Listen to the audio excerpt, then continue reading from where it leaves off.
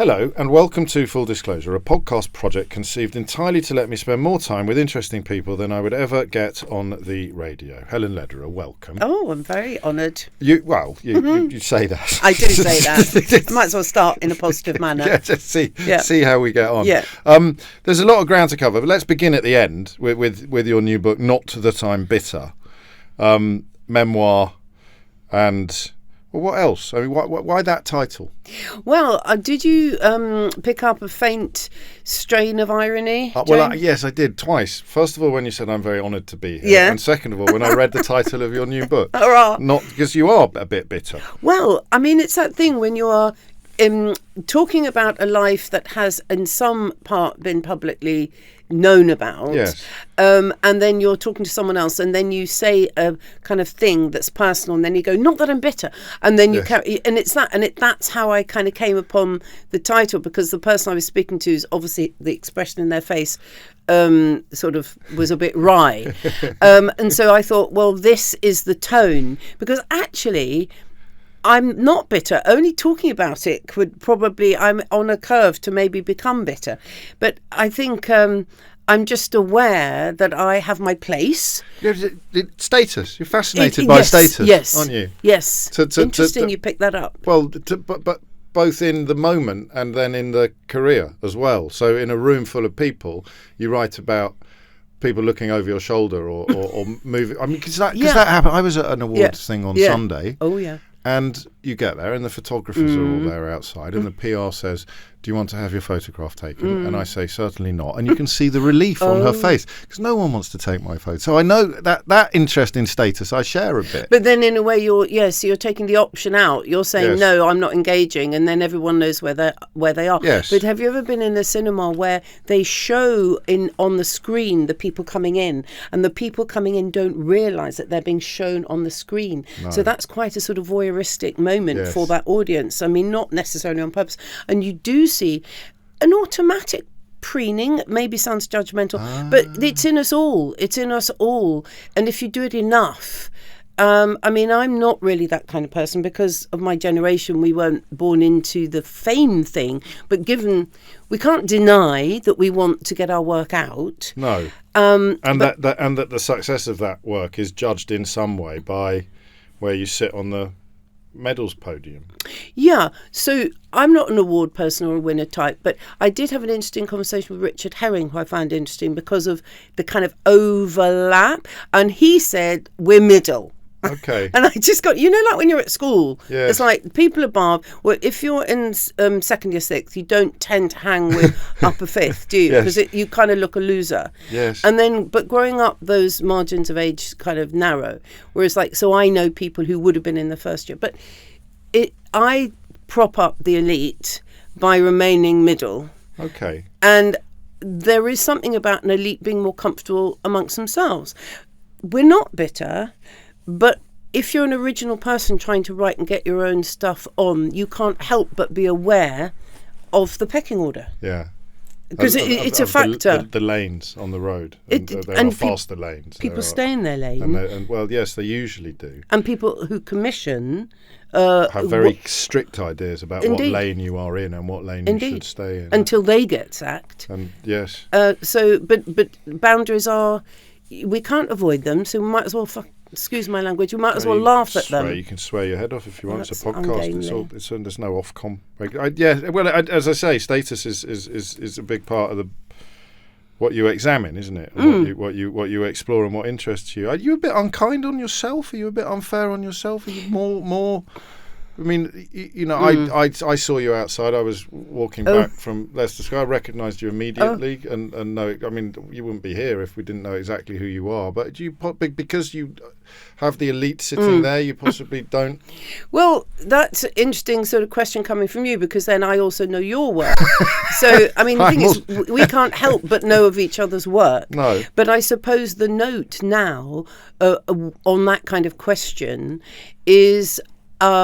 I don't want to misrepresent the gratitude, the fun, the joy I've had in doing comedy, and do a poor me, like Always the Bridesmaid, because that isn't it. What I've actually wanted to do is, in the narrative, make the reader laugh. Yes. And whether that's somebody from inside the business or out, there's enough in there for the personal stuff and then also the work stuff. Some incredibly personal stuff at times. I mean, there are a couple of stories in there that are quite disturbing. Yeah, well, you see, when I wrote them, because I am alarmingly honest, I've been told, that is who I am, that's what I am. It's not for everyone, but it's how I communicate. And if your kind of most currency is comedy, then that is my shtick. Yeah. I mean, and so looking back, should I have left stuff out? Then I think, well, why would I leave? I just want to find the humour and the truth in the things that happened. Yeah. And then I said to the publisher, because obviously loads of publishers turned it down because of my profile not being sufficiently large, wide, tall, giantess, whatever it needs to be for a memoir. And I said, look, obviously I've done it. I'll take anything out. And they said, do not take anything out. Leave it all in. So you wrote it for yourself and then tried to get it published? Or? Yeah, I wrote it. Yeah, because I think maybe the days of the memoir and the hardback and maybe they are different now. I don't, I wish I knew how the landscape is for people wanting to make money out of other people. That's showbiz. That's showbiz. Yeah. Alarmingly honest. And it was ever thus, because you've written of being conscious that perhaps even your parents thought I think the phrase you've used is a bit much. Yes. So let's begin at the beginning now. Let's go. What does that mean? Well, okay. So slightly large. We can use the word large. So get asthma. I get asthma quite early on. Nobody quite knew what it was. So I'm wheezing away, and then they give you the treatment, and then my mother did say, right, if you get overexcited, do not show off, or you will die. So the main thing for me is the joy of expressing myself, let's say, / showing off. And they were worried. It was a loving thing. They were just worried that I would just go bananas. So you were proper poorly. I mean, the asthma was debilitating. Yeah, but then when you're young, nobody knows anything different. So I don't ever remember feeling sorry for myself. I would just be wheezing away, and that would be a normal sound. Yes. So I'd miss a lot of school, and then come up with inventive things for break time, and then obviously people wanted to play with me because I would think of some really good games. So I think it was just a very natural path, given that you inherit the asthma. Right. Then they give you the injections of steroids, so then you don't grow tall. So one is short and fat, right, large, and there was another large person, but I was funny. So I think some people just are funny. It's an interesting combination of self-described attributes: busy and confident. Even though I was short, quite fat and wheezy. Yeah. So busy and confident wouldn't normally sit comfortably alongside short. Yeah, your words, not mine. Quite fat and wheezy with asthma. I wasn't a victim. Didn't. Where did that come from? I don't, and I still don't. And I think it's quite a modern turn of phrase now, not being a victim, yes. Because the Trump woman who can't remember the blonde woman, where there was a hoo-ha about payment. Stormy Daniels. Yeah, yes. And the discussion with her, the currency now is a woman can talk about her past and say, "Oh, I'm not a victim," meaning I'm a I won't be defined by what was done to me. Exactly. Yes. I played my part, whatever that is, and then you can actually deconstruct what your part was in those social climbs and blah, blah, blah. But it is quite interesting sort of talking about a time in the 80s and 90s, particularly the 20-year-old me, through the kind of strictures of today's prism. I can't believe I'm saying prism, but do you know what I mean? I'm having to, I want to meet the lovely people. Did a lovely gig in South Gloucestershire. They were amazing. They were putting their hands up within 5 minutes. I thought, this is a seminar instead of a talk. It was great, like we were all chatting. But people perhaps are a bit surprised to think of an older person like me talking about getting off with people, particularly those named ones. But then if you don't name them, I mean, well, it's your story. It's my story, and everyone was very lovely. You've jumped ahead. I'm trying to steer you back to Carmarthen and then later to Hampstead. Where you the grandparents. Yeah, where the grandparents were. you've got a sister who's 2 years older than you. Your mum's from the Isle of Wight. Yes, she is. Your dad, which I don't think you fully appreciated or understood growing up, had been sent here as a refugee from Prague in the nick of time at the age of 15. Yeah. I know that you have written about that and indeed made a very powerful film about it in the past. How conscious were you, for example, of Jewishness? The way I was conscious of that area was by not being told about it. Okay. And that my father was a resolute atheist, did not believe in God of any shape, form or other. You can hardly blame him, can you? Understandably. Yeah. And then when we wanted to go to the Congregational Church to meet boys in the Sunday school, my dad took us, thinking he was being very liberal. Like, look, if you're interested in God, that's fine. But, because...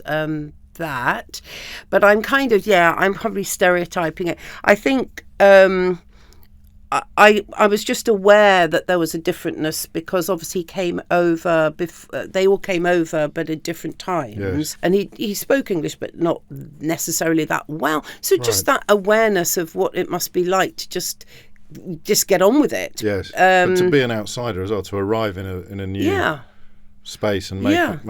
How did he end up in Carmarthen? Well, by then he was a civil engineer, went to Imperial College, and he was just doing something to do with the dam. So when people say, about when did you leave Wales, I have to say 6 months old. Okay, which is so this is not a significant biographical the Welsh detail. thing was just location, although very nice country. Yeah, well said. Yes, you don't want to alienate the Welsh.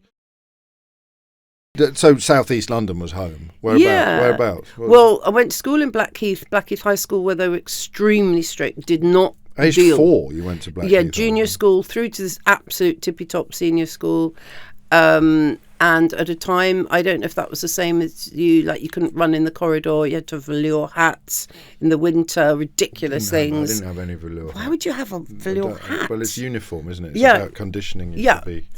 part regimented. So what were you like? Were you good in school? No, distracted, but wanted to please, wanted to do well, really wanted to put my hand up and wanted to be liked. Wanted to be liked, but then had this interest in games and just getting into trouble, but not on purpose. There was a kind teacher, Miss Thomas, who wanted to like me, but was concerned because of my power, I suppose, as a naughty girl. Yeah, I was powerful. And I being academically unsuccessful, you've spoken about before. It's quite something to grow up knowing what it feels like to always be in the bottom group. Yes. Those ideas of your worth stay with you. Oh, definitely. I mean, that's very profound. And also being of a larger size, all those things are profound. I mean, obviously, I've had times when I'm not as large and I've managed to scrape together some degree and stuff. I got educated, but when it mattered, I wasn't in the winning team. Okay. No, I do understand that. And what was Mum and Dad's attitude to school? Were they disappointed that you weren't more academic, or no, or were they not remotely fussed at all? I think I do remember my father sort of saying, wanted us to be happy, but obviously you knew that meant, and perhaps you could do better.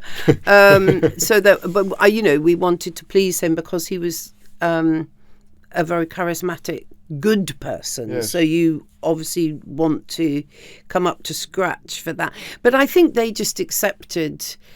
Like my sister was in the A group of things, and I wasn't, and she was in the lacrosse. They accepted it, but you didn't. Yeah, no, I didn't. I just, I think they didn't quite know what to do with me. So you got through your O-levels and you went to do your A-levels. If I'd met you when you were 16 and said, what do you want to do when you grow up, what would you have said?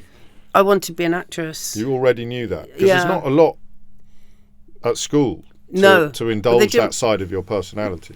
They didn't put plays on that often. No. It was exhausting for them. So, and I knew that it wasn't something I could do. I just, in my heart, and the word comedian isn't right. I wanted to write and perform. Yes. And that was just a kind of urge. Where did it come from? When did you first notice it? When did it first appear? Innate. It's innate. And when you see young people now, and sometimes people grow out of it. Yes, that's true. My daughter had it when she was young, and then it went, and that's quite a natural thing. But I remember doing a David Frost sketch, and that was like my heavenly best moment, age 10. Like, everyone was laughing. I was obviously David Frost. The other people got to be guests, and because I was so inspired by that was the week that whole thing. And then it took a long time, like 50 years, before I felt that I was chiming that same thing. So I never kind of had that feeling again. Really? Till I wrote the novel. And then I thought, oh, my creation is making people laugh. That's amazing. But I had to do all those other things in between times. But the point is, James, when did you get to be a presenter and do what you want? I mean, you have to do other things. It's not a crime, is it? That's a long stretch, though, between moments of moments of fulfillment. Douglas Adams called it throwing yourself at the floor and missing, like that magical transcendent feeling of is that what you're talking about? Yeah. I mean, you're on your journey and you're close to it at times, but the actual bliss of, bliss is very rare, and rightly so. Otherwise, we'd all be euphoric, wouldn't they, all the time? But you also make it sound a bit like crack cocaine. You make it sound a bit like that first high. You then spend the rest of your life chasing it. But yeah, I remember the high. And was it the laughter of other people? Was it the approval, the laughter? What was it that was so intoxicating? It was the fact that what I was doing caused that. Yes. And then that in turn meant that to me. So it's a transaction. It's not a kind of individual. It's the two together. Yeah. When like it's alchemy, right in a way. It's totally that. It's like, and that's why when I do these events now, and they're just never going to be repeated, the excitement, as long as you haven't got someone scowling at you in your eye line, the excitement of creating a kind of happening that will never be repeated, that was just us. To me, that's really what I'm about at the moment. In the room. It's what I can manage. That's nice. I can't That do person might not be scowling. He might just have a very serious face. No, I don't want people to be scowly. But I have a very serious face. Sometimes I forget to smile. I could be sitting in the room enjoying myself enormously, and who would know? Who would know? No one. You'd think I was scowling at you from row F and worrying about things. Yes. So you knew you wanted to be an actress, but was it simultaneously you were aware that it was impossible, or yeah? So that's quite interesting. But it was my fault that it was. I gave up quite easily. Right. It wasn't a climate in the school, and the journey is you're in there. You've got to be in with your mates, and you've got to get your O levels. You've got to get your A levels, and then go to college or be useful. That so was you're the on path. you're just stuck on a conveyor belt, really. There's O levels, A levels. Yeah. College, and then in your case Hatfield Polytechnic, yes, latterly Middlesex University. No, Hertfordshire University. Yeah, sorry, of course, yes, absolutely. No, they both, Middlesex and Hertfordshire, very kindly gave me a doctorate. So that's like, I'm Dr. Lederer, which is quite worrying.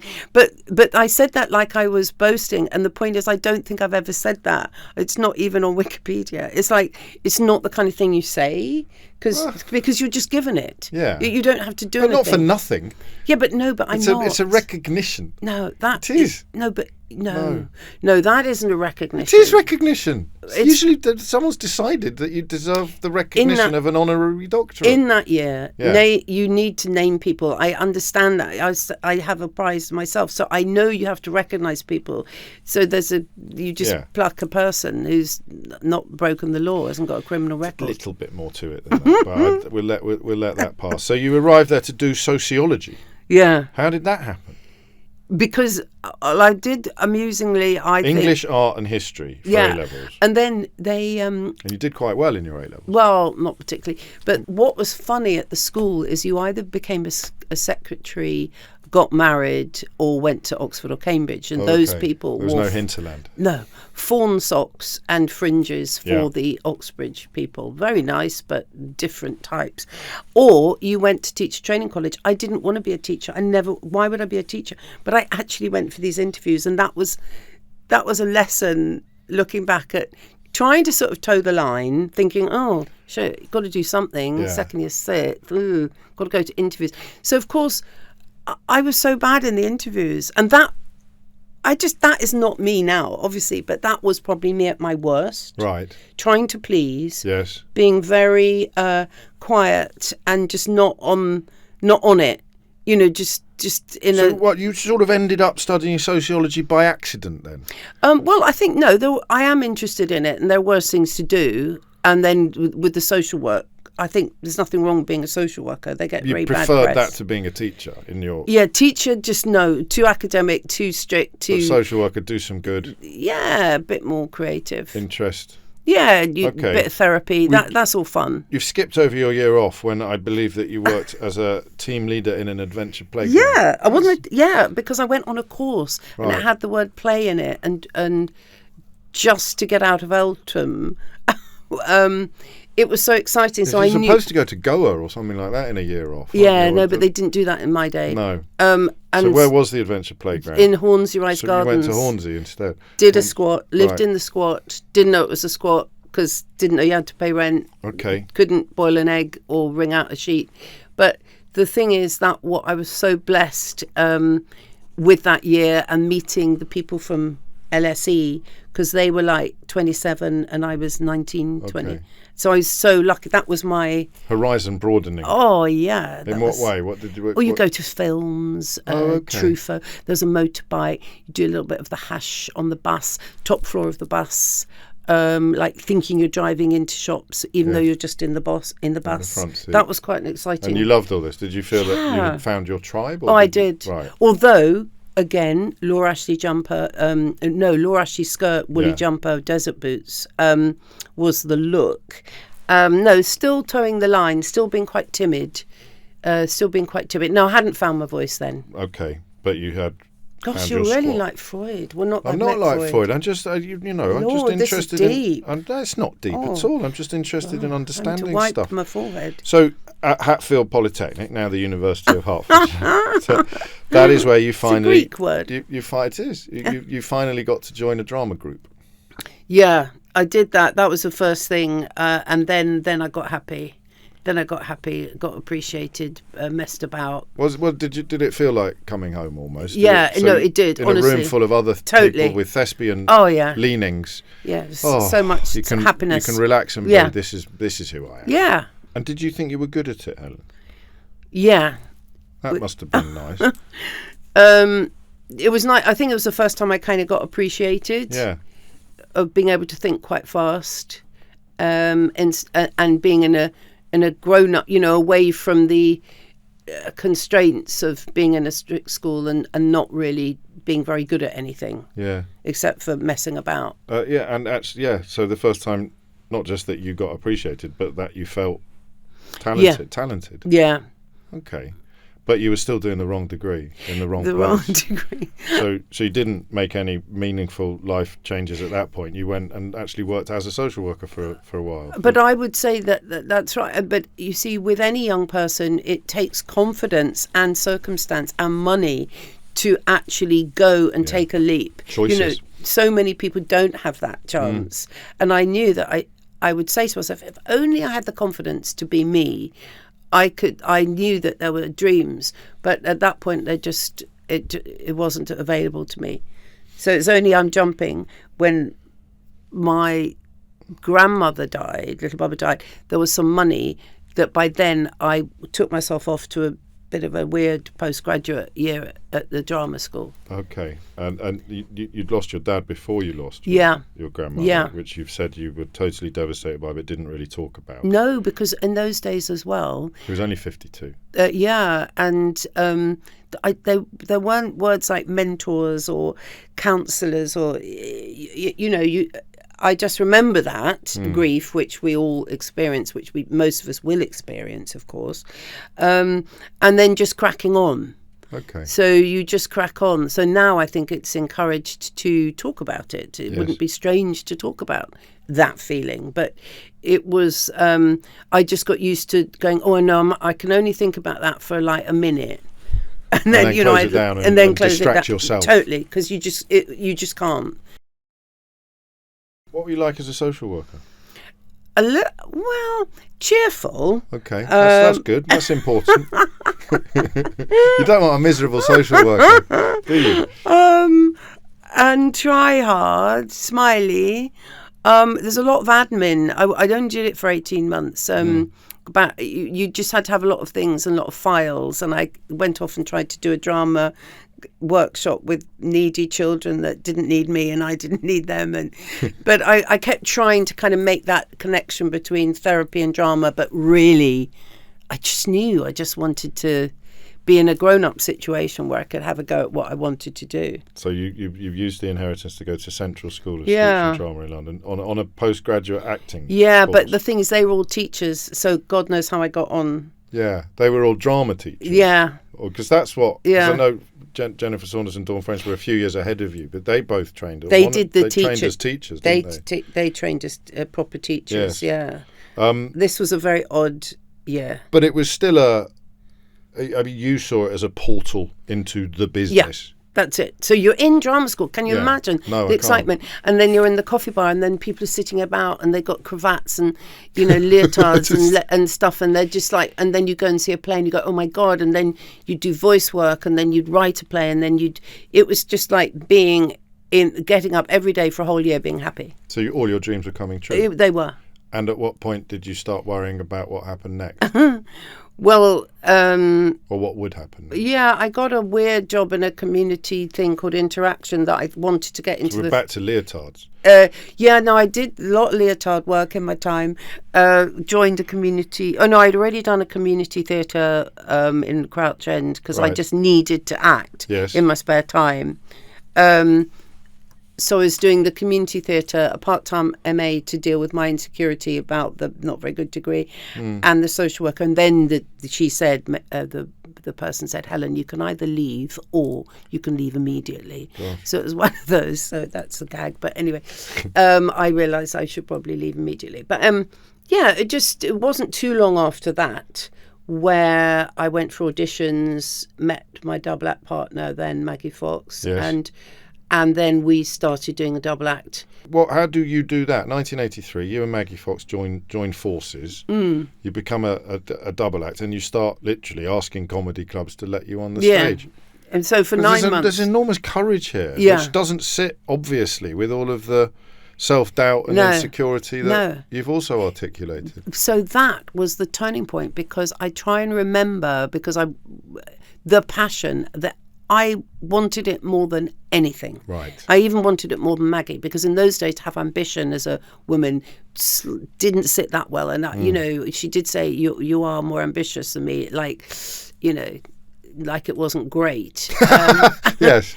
And then you go, but ambition now, why would we not want to go for what we want when you're young, when you're in your prime? Yeah. When there's every reason why you might get it. Yes. What's it? What do you mean when you say it? I wanted jobs. I read the stage newspaper. I'd phone people up. Did you want to be famous, or would that be a... No, not really, because that wasn't really that a thing then anyway. Okay. I just wanted to get better at what I was doing and get the gigs and do it. And to get paid for stuff that you would have done for nothing. To do the job, just honestly, that's been... To do the job is all I've ever really wanted to do. So it worked. You got on stage. I mean, you performed at places like the Comedy Store. Yeah. In London. We're now in the sort of early to mid 80s. Yeah. I think. Yeah. So, I think so. Yeah. Were you kind enough to yourself to think you were good?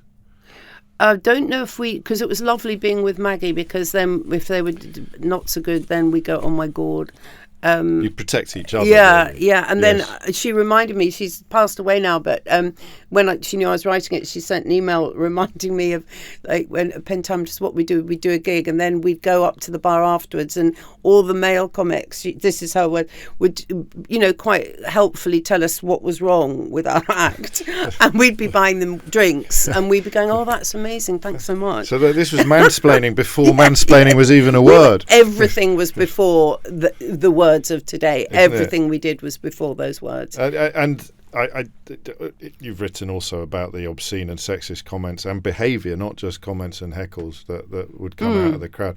There's one episode in the book where you ask a particularly filthy heckler to repeat, because you genuinely hear it. I was shocked. I thought, what? No. You want to see my what? Yeah. I wasn't familiar with that, and I genuinely wasn't familiar. I mean, I probably am quite sort of sheltered in some ways, and it was just sometimes you don't know all the words. Yes. So and because you're then in a situation where it's a surprise, you need clarification. So and here's a tough one. So something happens that is not very nice, whether it's on stage or not, and you have to persuade yourself that you're okay. Yeah. That it wasn't that bad. Yeah. Even though, and this is something that usually comes out in proper therapy, even though actually it was bad and it did hurt you. But that's why the book is therapeutic in places, isn't it? Because you might be making jokes and being funny about it, but you're also, I think, addressing the unpleasantness of some of the stuff that happens. The inner part of you Yes.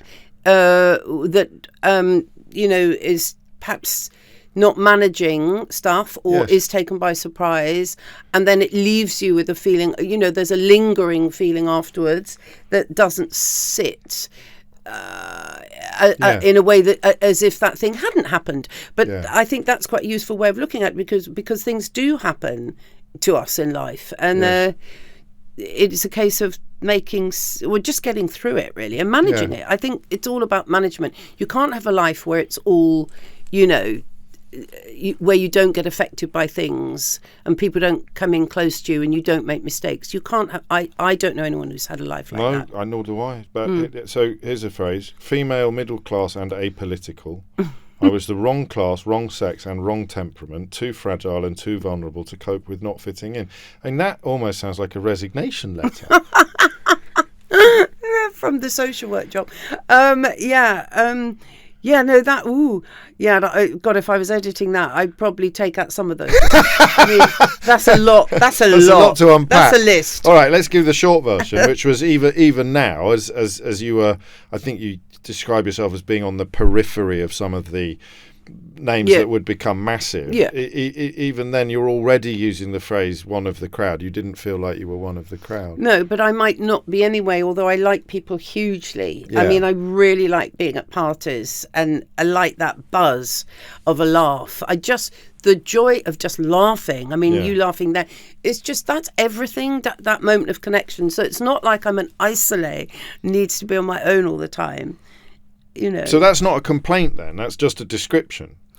Yeah, well observed. It is not a poor me. And I actually did a podcast with Graham Norton, and I was thinking, and he pointed out, he said, well, you've done all these things, and so I had to be careful to go, but I am just talking about how I viewed myself, not necessarily how the world actually views me, and I just have to be quite sure about that. But I do think maybe I'm trying to find the absurdity. Here's the thing.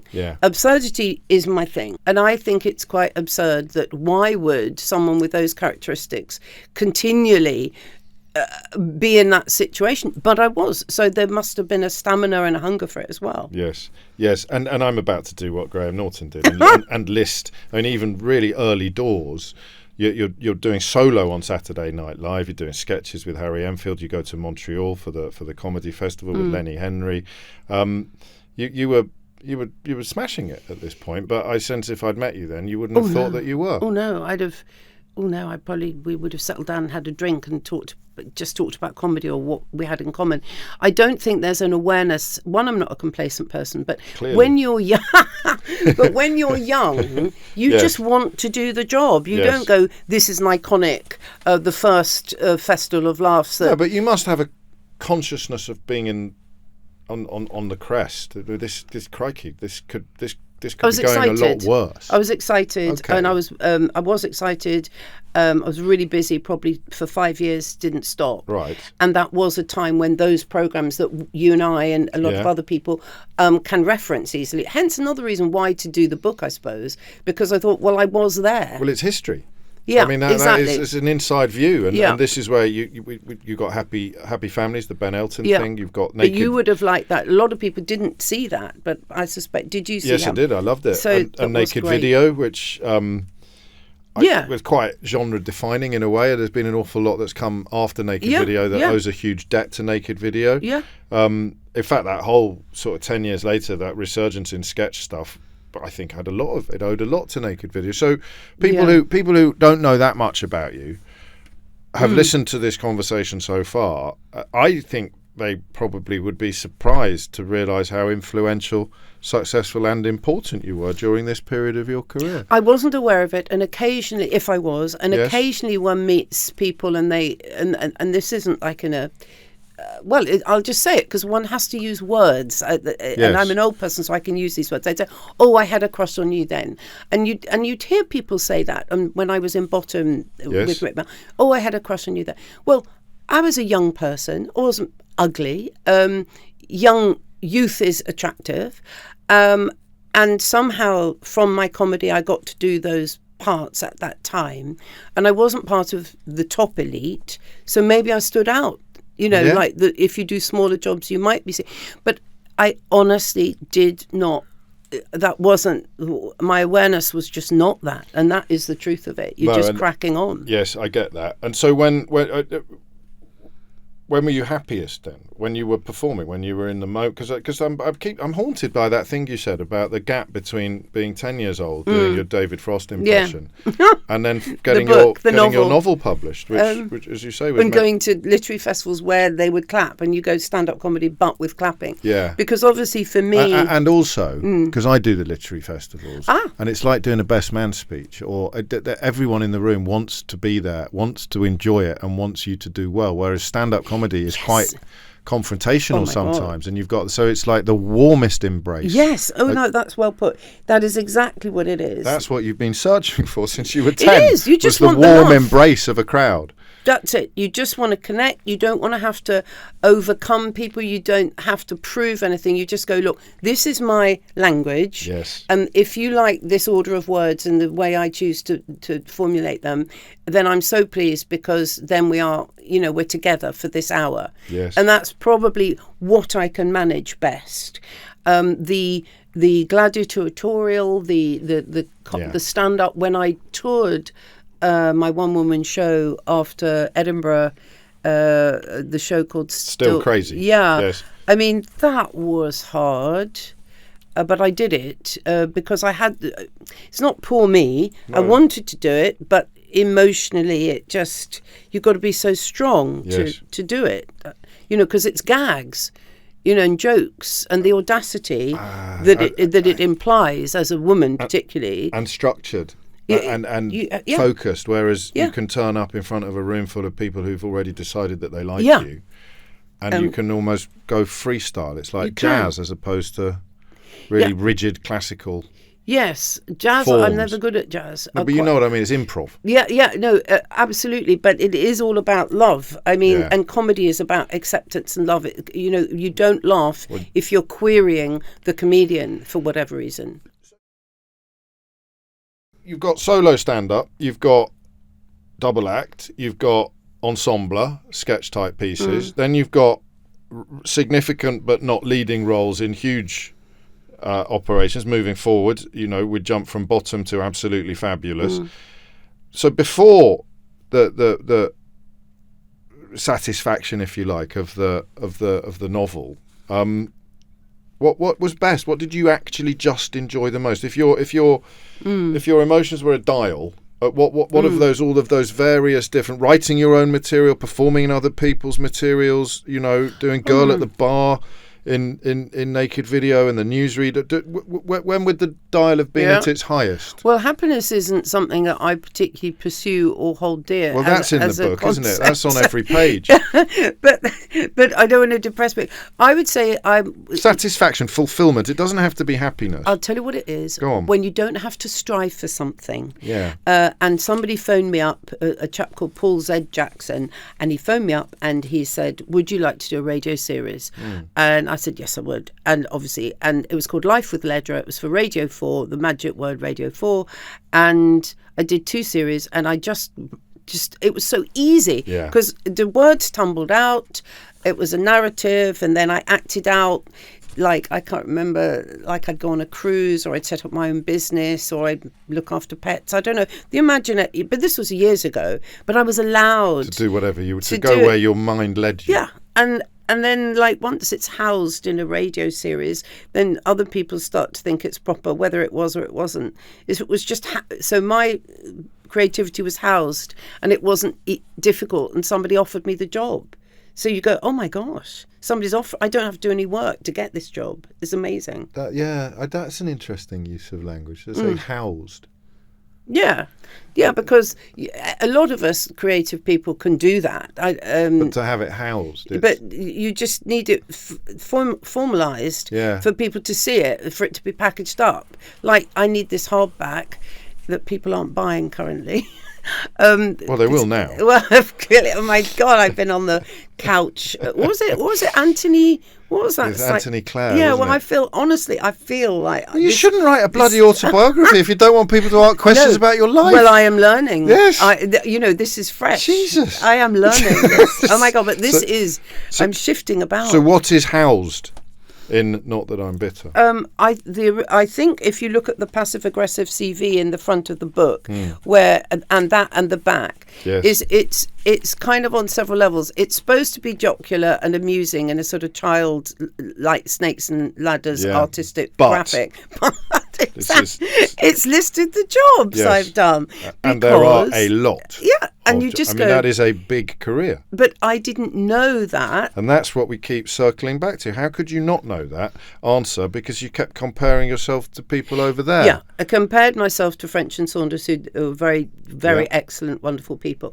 But because my path was in that, not their fault, not my fault, I didn't count what I forgot. I think I'd forgotten that I'd done stand up. So I think this book is about that. I nearly said to you then, when you were doing this, was there stuff that you'd forgotten about? Because for people who don't know, there's straight acting as well. We haven't touched on that. The Miss Marples, the Midsummer Murders, but then losing it in 2012, then setting up an award for other female comedy writers. I think you should be prouder of what you've done. I think what I'd be proud of is if this book makes people laugh when they read it. Well, it will, and that is it does. It has, but it is also offered up content of which, not that you're making me do it because I like you and I want you to like me, but it is like I'm having, I think, to justify quite a few elements of my odd, unusual behaviour, both sexually and socially, maybe. Okay. And so I think I'm learning how to talk about it. Yes. Yeah, under this kind of microscope. Whereas if we're at a literary festival, where I was in, or South Gloucestershire, those people, I mean, there wasn't anyone under 45, I have to say, in the audience. That's for literary festival. But it was a romp. It was just a joy because you could somehow get the common experience. No, but if I was interviewing you in front of an audience, you wouldn't be doing this. It would be different. The dynamic would be very different. I have to book I might have asked you the same questions, but the dynamic would be different because we'd respond to the laughter and we'd pause and we'd think, "Oh, I'll have a bit more of that," or they like this. Exactly. And you're doing that all the time. And then this thing that we keep, or runs through the book like Blackpool through a stick of rock. This sentence here puts it best. The public thought I was besties with the whole of alternative comedy. To explain the real pecking order would have disappointed them, so I didn't. Would it have disappointed? Yeah, because one, who gives up, two, there's a loyalty to good people. Also, those good people who've given me opportunities. So it isn't a personal thing against a personality. And, I've named people in there who I really think, are lovely, amazing good people. I'm lucky to have known them in whatever level whether I got off with them in the, as one calls it, or not. But do people? But now I think the more I talk about it, I think the gloves are off maybe a bit more. But how? So, are you sure that they see themselves as being part of the in crowd?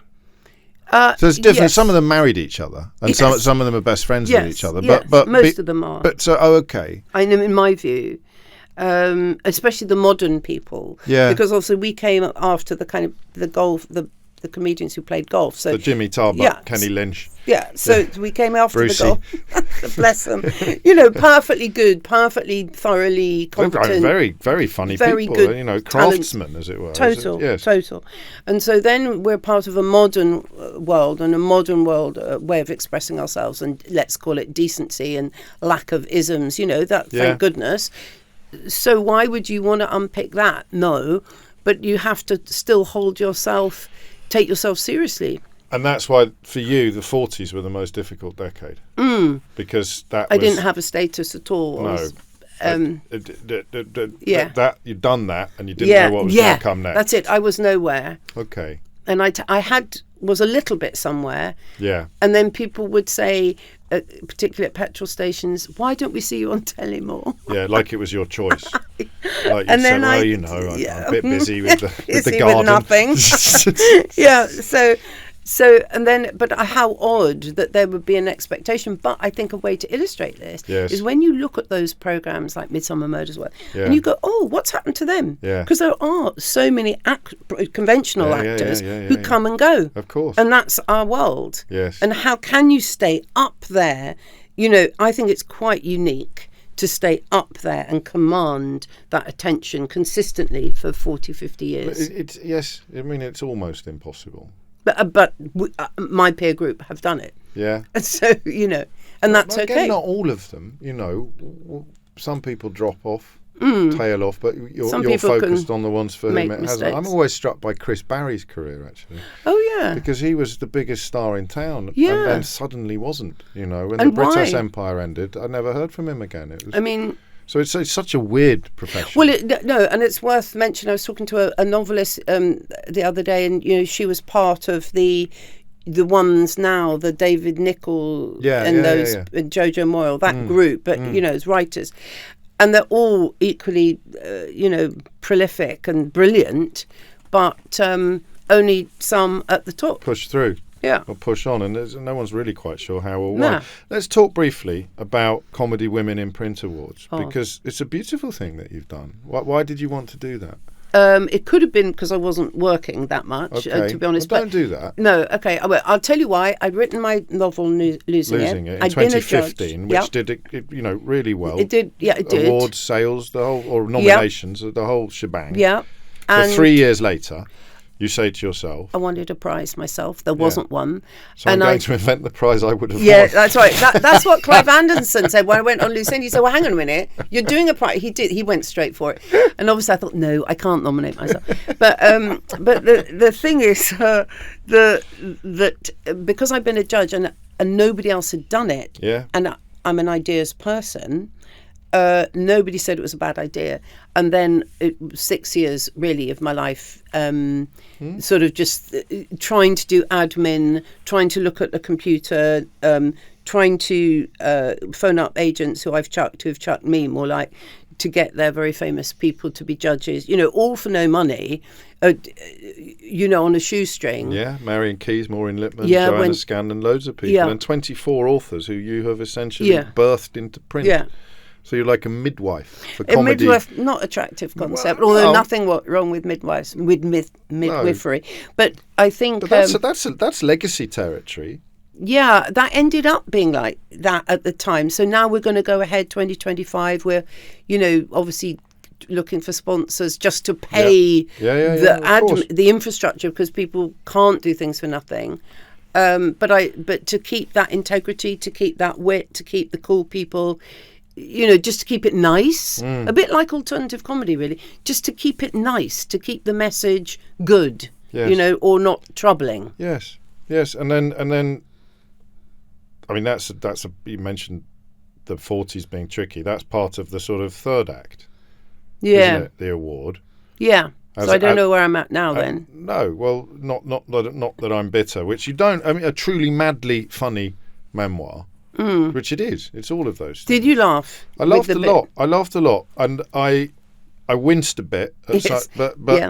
But sometimes I winced and laughed at the same time. Well, that's amazing. And you point out, and I think you're right to do so, some of the stuff that I think you could lay claim to having been instrumental in the development of. You talk about Miranda coming 16 years after you did Still Crazy, and you would do The Third Eye, wouldn't you? You'd do talk directly to the viewer, to the audience. Fleabag, and that was a long time after Miranda. Yes. Well, that is extraordinary, actually, statistically, to get women commission them to write, narrate, produce whatever their own stuff. Very rare. And that is the thing. If there were one thing that you rue, it would be the sitcom.